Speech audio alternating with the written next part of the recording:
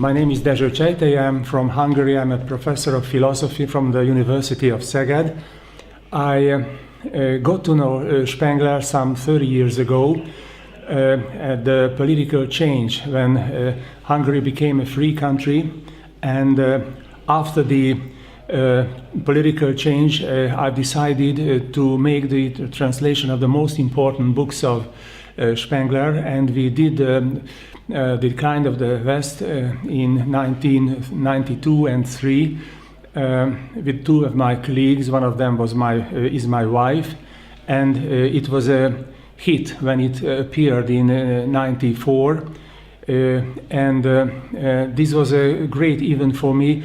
And at that time there was a Euro optimism, and during making the translation I was just wondering who the hell will read these two bulky volumes. And after 25 years I can say that Spengler predictions are true, and one should pay much more attention to his philosophy than before.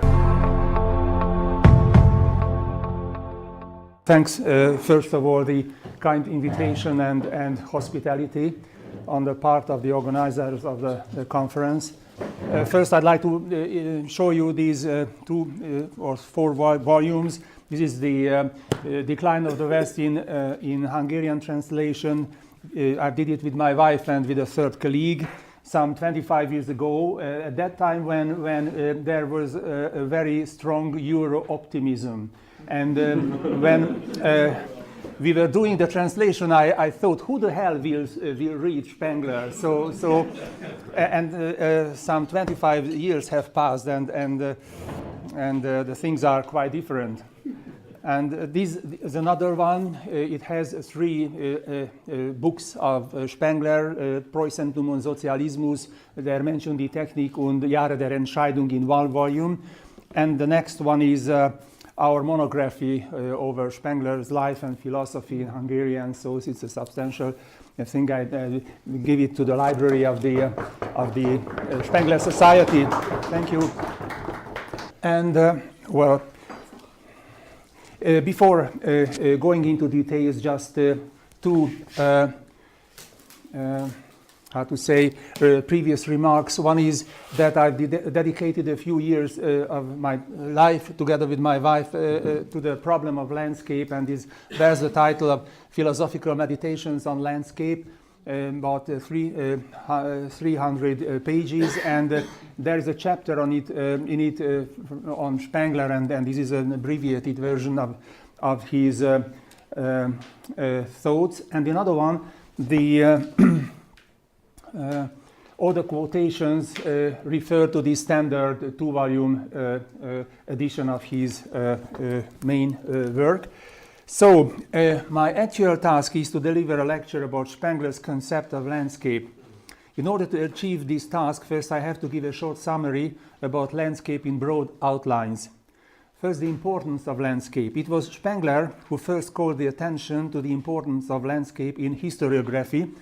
He said, "Es fehlt ebenso an einer Geschichte der Landschaft, also des Bodens, der Pflanzendecke und der Witterung, in der sich die Menschengeschichte seit 5000 Jahren abgespielt hat. Aber die Menschengeschichte ringt sich so schwer von der Geschichte der Landschaft ab und bleibt mit 1000 Wurzeln mit ihr so tief verbunden, dass man ohne sie das Leben, die Seele, das Denken gar nicht verstehen kann." A few decades later, a Spanish philosopher, José Ortega y Gasset, complained the same way in his essay written about hunting. It's a shame that the elaboration of the history of landscape is completely missing, although it meant one of the greatest conquests and enrichment of historical man. And now a few words about some essential characteristics of landscape. It's almost impossible to give a closed, precise definition about landscape. That's why we try to circumscribe its main features. And here's a list. The first is that whereas all beings dispose of a vital surrounding or environment, Umwelt, it's only the human being that also has a landscape around him or around her. To have a landscape or to live in a landscape is a privilege of human being. The second is that landscape is not equal to nature. The latter, especially in her modern apprehension, which is, be it said in passing, is quite a catastrophical approach, is devoid of any human intervention, whereas landscape, apart from its natural ingredients, is also a human product, a cultural and historical achievement. Third, although landscape has an essential aesthetical dimension, landscape by no means can be identified with aesthetics. Fourth, landscape is not a simple spot or a place for relaxation established by contemporary tourist industry that can be produced to order of Bestellung even in large-scale industry. This state of affairs is already a secondary, degraded form of landscape exposed to market and profit. Fifth, although the psychological aspect is another essential attribute of landscape, it was Georg Simmel, first of all, who has made important contributions to the concept of landscape in this respect. Landscape cannot be identified with psychological stances. And sixth, landscape is, in our approximation, fundamentally an ontological phenomenon. Apart from some Spanish writers, such as Miguel de Unamuno and José Ortega y Gasset, in recent times it was Martin Heidegger who, unfortunately only in a few hints, contributed essentially to the elucidation of the ontological aspect of landscape. So before turning to Spengler, just a few words about Heidegger. Although he didn't write a separate treatise on landscape, his scattered remarks on this topic make possible to reconstruct his views about it. I try to summarize my interpretation in the following points.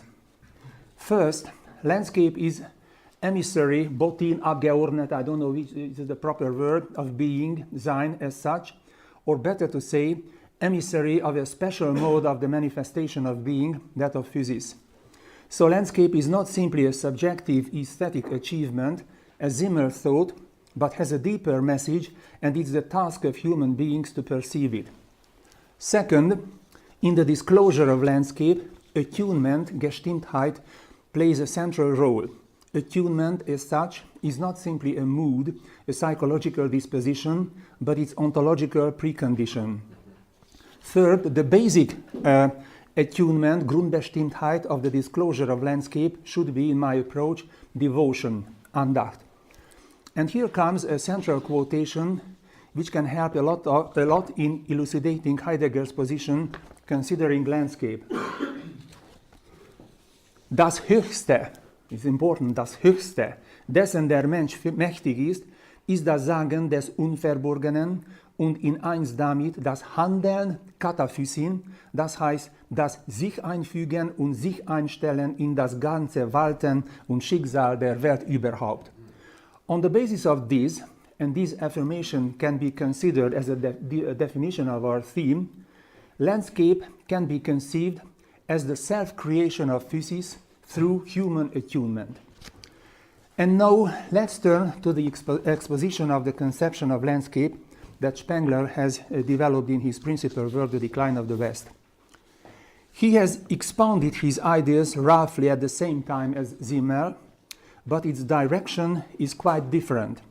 As long as Simmel's purpose was to elucidate the aesthetical and psychological characteristics of the landscape as such, Spengler tried to grasp the essence of the landscape from a morphological point of view that refers to the philosophy of history.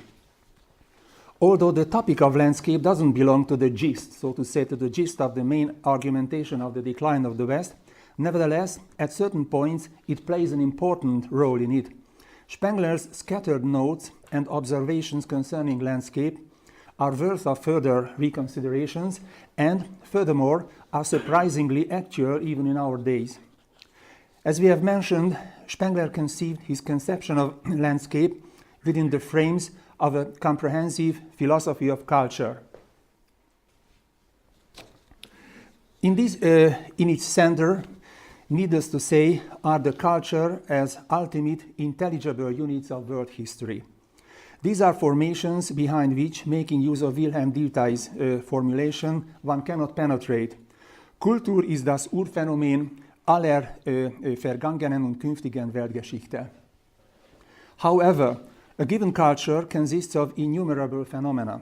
In order to grasp it as a well-articulated form, a certain kind of reduction is needed, which leads back to the manifold phenomena to a common ground.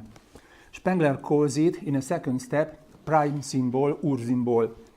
And the third step is that these prime symbols are conceived in a special prime experience, Urerlebnis, in which the peculiar modes of the encounter of man and world take place.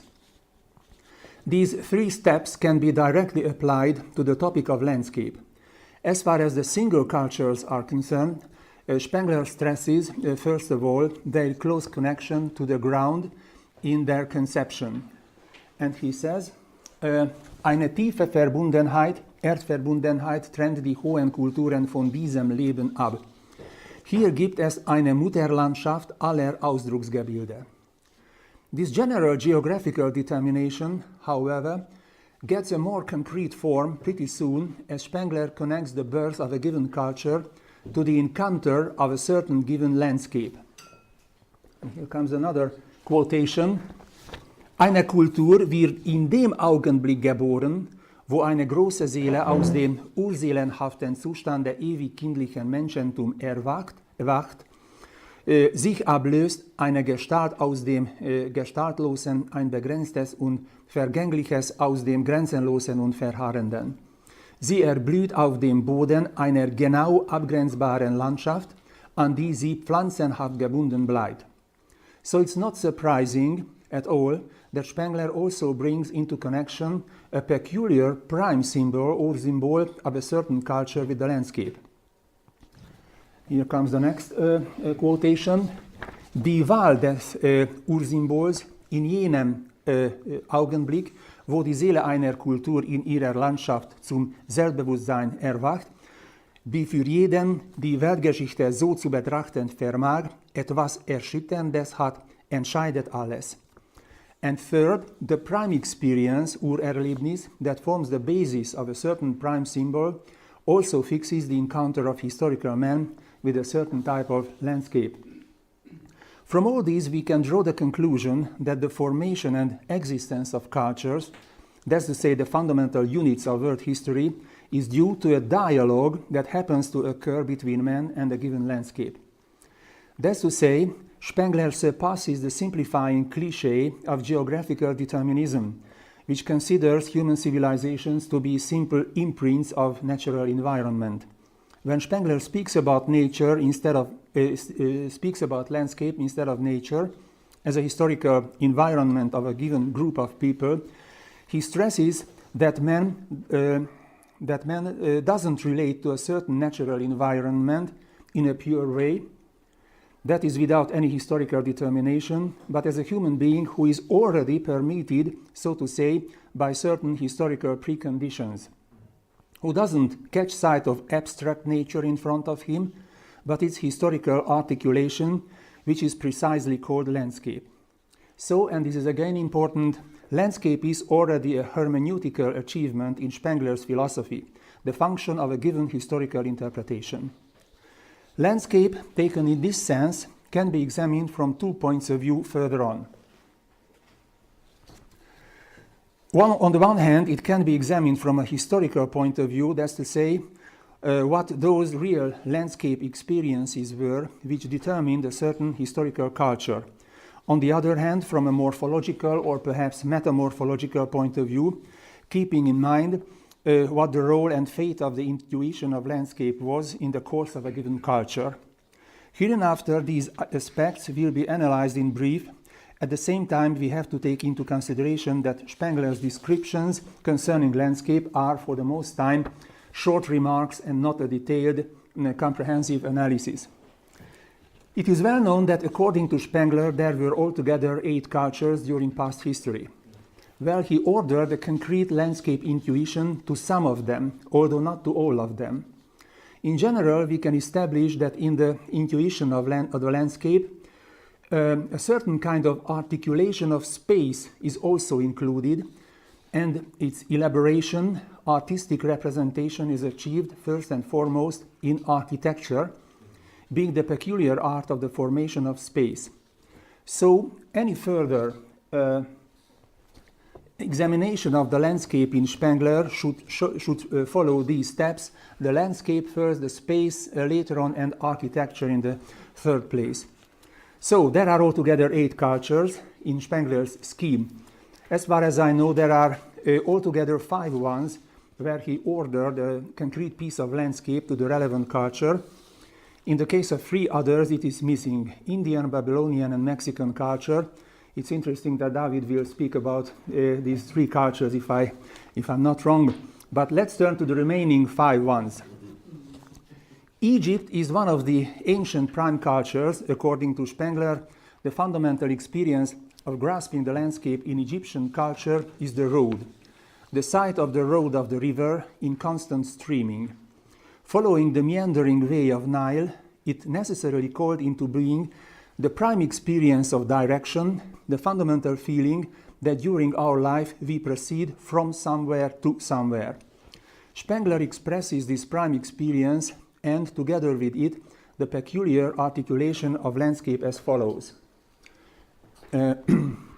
Der heilige Weg vom Torbau zur Grabkammer, das Bild des Lebens ist ein Strom. Es ist der Nil selbst, der mit dem Ursymbol der Richtung eins wird. Der Geist der mütterlichen Landschaft vereinigt sich mit der aus ihm entsprungenen Seele. And here are 2 more pictures about from the end, from the space, and this is the 3rd one. The dominance of the symbol of the road has the consequence that from the phenomenon of space extension, Egyptian man was able to take into consideration only the deepness, the depth, the dimension which is the fundament of direction. And he orders to this experience of direction the pyramid, the most characteristic phenomenon of Egyptian architecture, which symbolizes the end, the closure of our terrestrial life with its timeless shape of stone. Für den Ägypter war die Pyramide über dem Königsgrab ein Dreieck, he says. And in this picture we can see something similar in the twilight. Eine ungeheure, den Weg abschließende, die Landschaft beherrschende Fläche. Comes another one. Yes. Von stärkster Kraft des Ausdrucks, von wo aus er auch sich selbst ihr näherte. Well, the fundamental motive of the road appears in another ancient culture in China. The mode of its articulation is, however, different from that of the Egyptian. There's also a great river, the Huanghe, in the center. Excuse me, just one more. Yes, in the center. But in this case, this is accompanied by the undulating hillside. With another picture. Perhaps this is the reason why undulation, the meandering road, as a fundamental feeling, appeared in the life of early Chinese communities. And needless to say, it also has its reflection in Chinese architecture, for example, in the snaking, meandering paths of Chinese landscape gardening. Spengler gives a short description about it as follows. Trotzdem gab es eine Kultur, deren Seele bei aller tief innerlichen Verschiedenheit zu einem verwandten Ursymbol gelangte.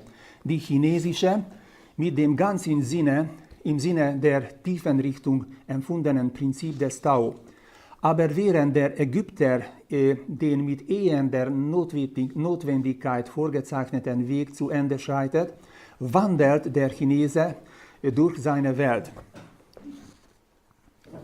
Und deshalb geleiten ihn nicht steigernde Schluchten mit fugenlos geglätteten Wänden der Gottheit oder dem Ahnengrabe zu, sondern die freundliche Natur selbst. Nirgend ist die Landschaft so zum eigentlichen Stoff der Architektur geworden. The antique Apollonic culture offers quite a different view from the aspect of the formation of landscape. In this case, the prime experience is the archipelago of the Aegean Sea.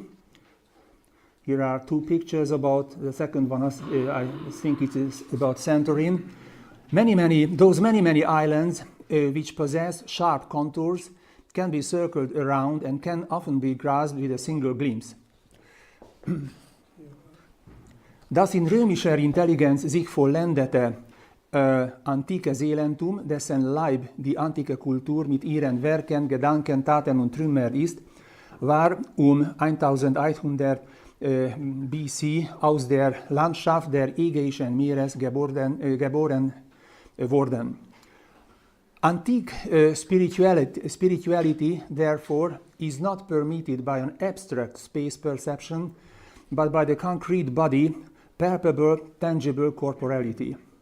Its early symbol is the Doric temple, just in one picture, about which Spengler writes the following. Die dorische Seele verwirklichte das Symbol des leibhaft gegenwärtigen Einzeldinges, indem sie auf alle großen und weitreichenden Schöpfungen Verzicht leistete. Ihr endlich erreichter Ausdruck ist der dorische Tempel, der nur nach außen als massives Gebilde in der Landschaft gelegen wird. Perhaps this. Try to compare it with an island in the sea with the Doric temple as an island in the Landschaft. Spengler brings forward several examples to illustrate the antique body-centered stance, and many of them are in a close connection with the topic of landscape. Now I mentioned only two among these. One of them is antique painting. According to him, its basic characteristic consists in the fact that it represents with predilection the foregrounds, but the printing of the background in perspective arrangement, taken in modern sense, is almost completely missing. He says, niemals ist in Korinth, Athen und Sykion eine Landschaft mit Gebirgshorizont, ziehenden Wolken, fernen Städten entstanden. The other moment refers, perhaps not surprisingly, to the strong aversion of antique man to landscape. Ancient man is essentially an inhabitant of the city, polis. We can think of Socrates' statement in Plato's Phaedrus, who has conceived his own home, the polis as a political body, that's to say, something corporal, and contemplates the landscape all around the walls of the town as a strange thing. So ist die Antike mit innerer Notwendigkeit allmählich die Kultur des Kleinen geworden. Die apollinische Seele hatte den Sinn des Gewordenen durch das Prinzip der übersehbaren Grenze zu bannen gesucht. Wie die griechische Sprache kein Wort für den Raum besaß, war, das ist Wort Spenglers, ja? So fehlt dem Griechen auch unser Landschaftsgefühl, das Gefühl für Horizonte, umso schlimmer für Spengler, ja. Ausblicke, fernen Wolken, auch der Begriff des Vaterlandes, das sich weithin erstreckt und eine große Nation umfasst. Heimat ist dem antiken Menschen, was er von den Burg seiner Vaterstadt aus übersehen kann, nicht mehr. Sorry, yeah. This is the next one. As far as the Arabic magic culture is concerned, the prime symbol also refers to a constant element of landscape, and this is the cave. We know from a footnote of Spengler that the origin of this denomination goes back to the work of Leo Frobenius Paideuma. So the prime experience of this culture goes back to the cave feeling, Höhlengefühl. The corresponding intuition of space in magical culture is, accordingly, the closed space. Its architectonic equivalent is the cupola, to which an extraordinary importance is attributed by Spengler. He writes, der Zentralkuppelbau, in welchem das magische Weltgefühl am reinsten zum Ausdruck gelangt. And again, a kind of comparison.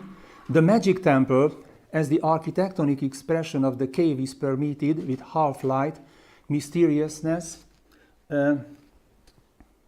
we feel ourselves in the world of the 1001 Nights. According to Spengler, this mysterious light, this glimmering, expresses an aboriginal dualism, a fight between good and evil, light and darkness. In der Welthöhle verharrt sie die Spannung schwebend und im Hin und Her eines ungewissen Ringens. Das Licht durchschimmert die Höhle und wehrt sich gegen die Finsternis.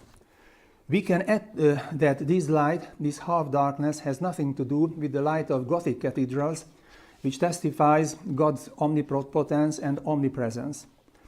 Now let's take a glance finally to the landscape experience of that culture we ourselves live in. This is called, as we know, Western Faustian culture by Spengler. It's worth to refer at the very beginning to the difference that he establishes between antique Apollonic and Faustian culture with respect to the landscape. He writes, die antike Nation ist mit einer Stadt, die abendländische mit einer Landschaft innerlich verbunden. This means that Faustian culture is permitted by the experience of landscape from the very beginning. And this is mediated for her by those spacious spaces she met on the plains of Franconia, Saxonia, and Burgundy.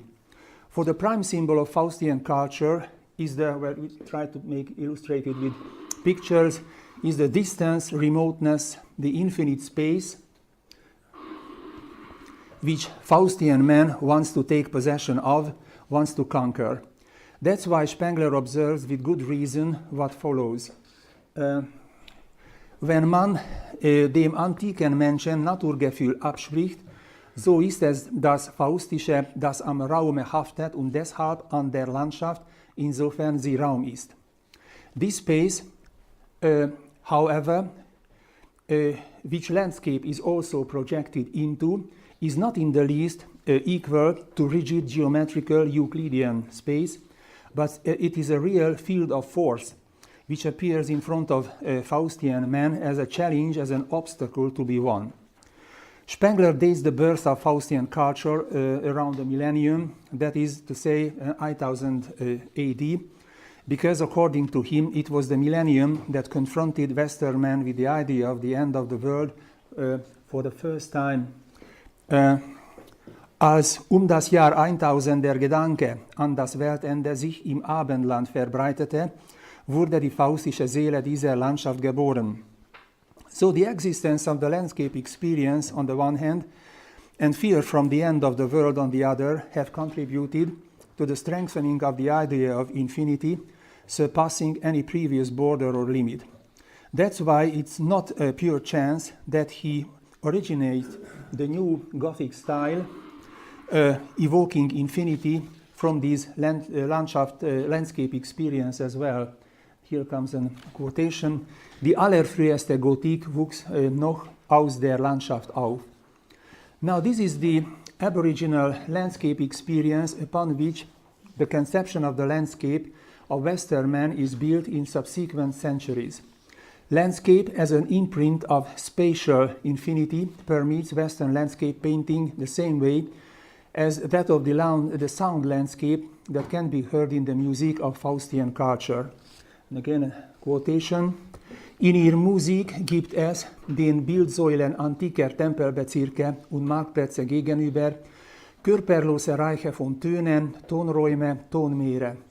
Das Orchester brandet, schlägt Wellen, verebbt. Es malt Fernen, Lichter, Schatten, Stürme, ziehende Wolken, Blitze, Farben von vollkommener Jenseitigkeit. Man denke an die Landschaften der Instrumentation Glucks und Beethovens.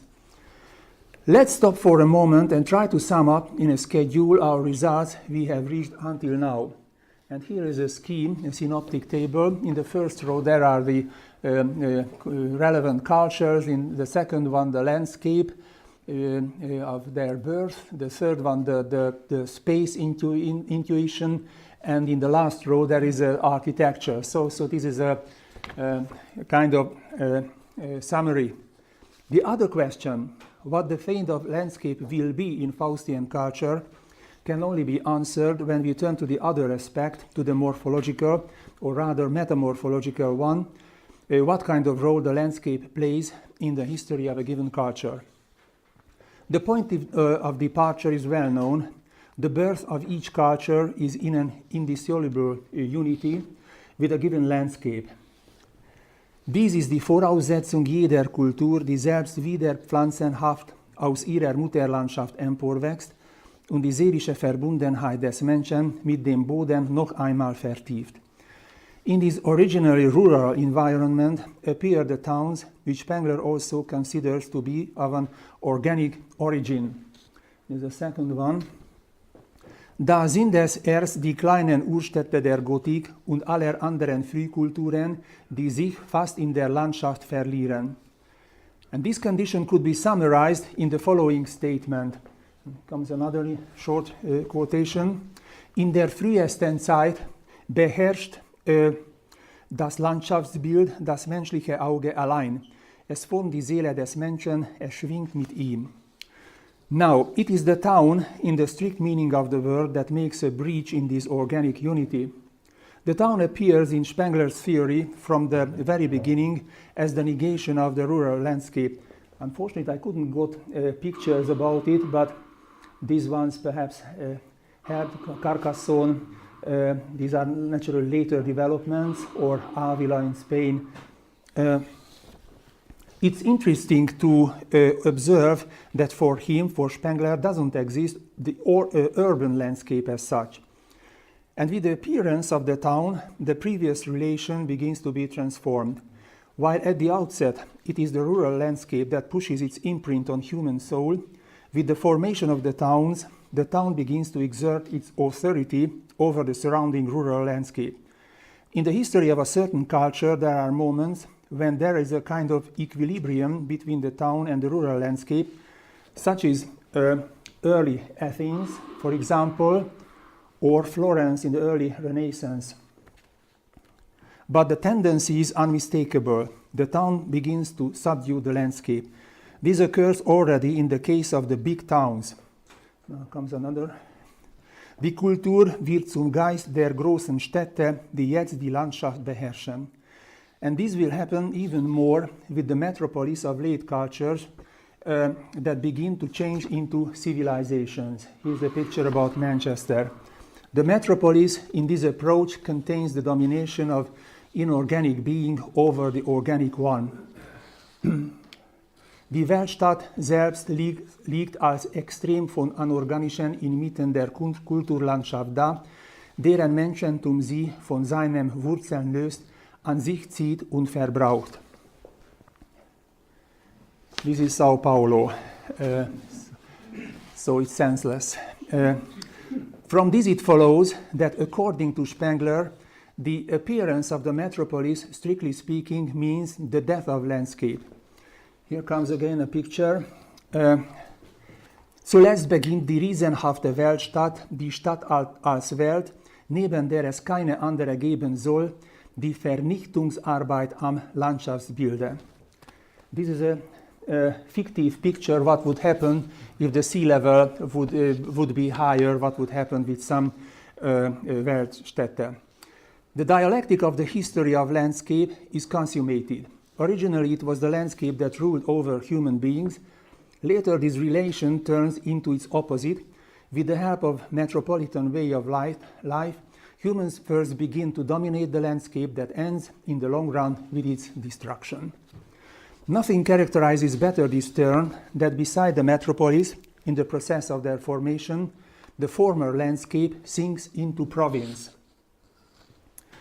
Es entsteht zuletzt das ungeheure Symbol und Behältnis des völlig frei gewordenen Geistes, die Weltstadt, der Mittelpunkt, in dem sich endlich der Gang der Weltgeschichte vollkommen konzentriert. Jene ganz wenigen Riesenstädte aller reifen Zivilisationen, welche die gesamte Mutterlandschaft ihrer Kultur durch den Begriff Provinz ächten und entwerten. This terminology is far from being something occasional. The term itself is offspring of that change of power which Rome, the great power in the making, exerts over Sicily, a previous typical culture landscape.